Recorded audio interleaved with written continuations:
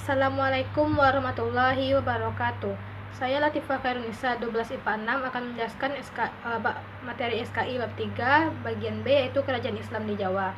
Yang pertama, Kerajaan Demak. Kerajaan Demak diakui sebagai kerajaan Islam pertama di Jawa, didirikan oleh Raden Fatah. Kerajaan Demak mencapai puncak kejayaannya pada masa Sultan Trenggono.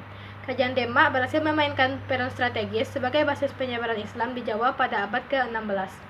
Daerah kekuasaan Kerajaan Demak meliputi pesisir pantai utara Jawa.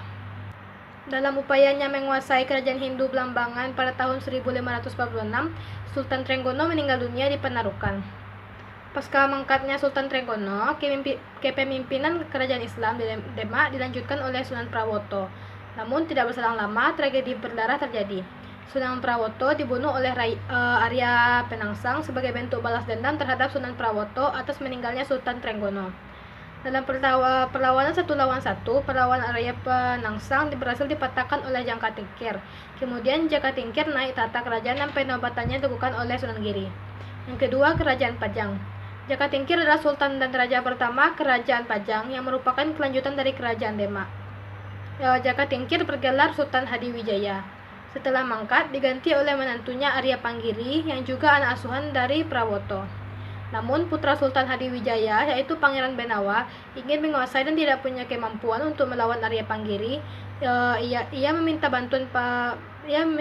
bantuan Panembahan Senopati penguasa Mataram untuk mengusir Arya Panggiri, dan berhasil. Akhirnya sejak itulah Kerajaan Pajang di bawah kekuasaan Mataram. Masa Kerajaan Pajang berakhir pada tahun 1618 Masehi.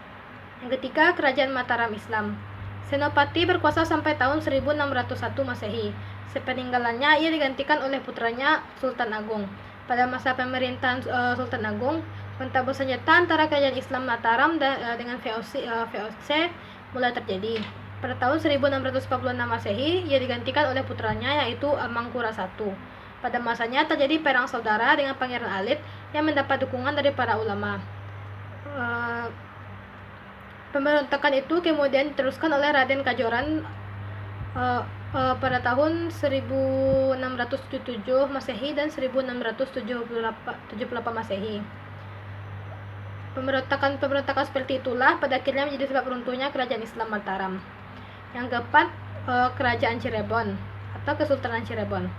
Kesultanan Cirebon berkuasa pada abad 15 hingga 16 Masehi.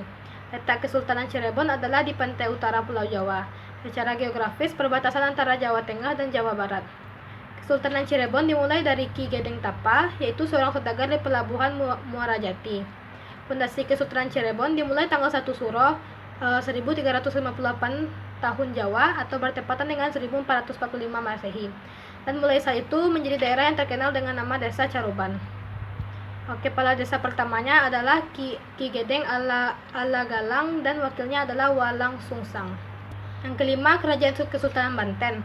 Pada tahun 1524 atau 1525, Sunan Gunung Jati bersama pasukan Demak merebut pelabuhan Banten dari Kerajaan Sunda dan mendirikan Kesultanan Banten yang berafiliasi ke Demak.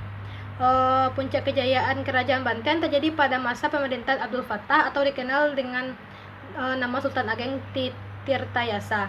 Setelah itu, pelabuhan Banten telah menjadi pelabuhan internasional sehingga perekonomian Banten maju pesat. Pada zaman pemerintah Sultan Haji, tepatnya pada 12 Maret 1682, wilayah Lampung diserahkan kepada VOC. Tragedi ini menjadi klimaks dari penghancuran Surawasowan oleh Gubernur Jenderal Belanda Herman William Daendels tahun 1808.